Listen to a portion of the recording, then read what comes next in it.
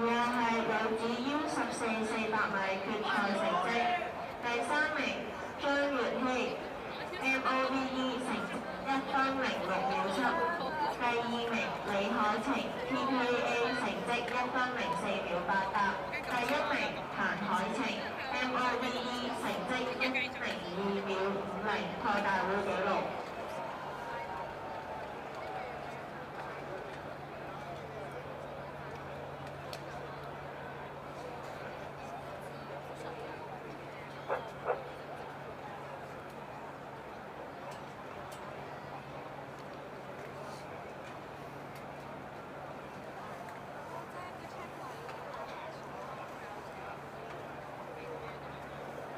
帶翻嚟睇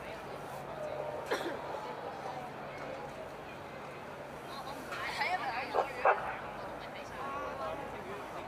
倒佢唔問到倒我一百嘅咩啊？係咪同人睇咋？咁係做乜嘢啊？即將進行男子 U20 400米決賽。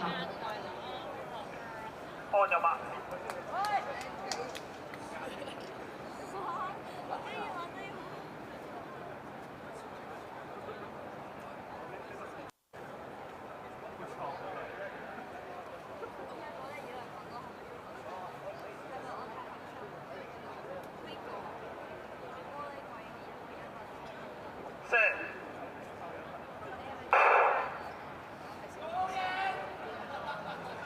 成績公佈，以下係男子 U10 400米決賽成績，第3名李成滔 KYS 成績1分23秒39，第2名高以順 CYPY 成績1分21秒18，第1名徐日希 MOVE 成績1分14秒4。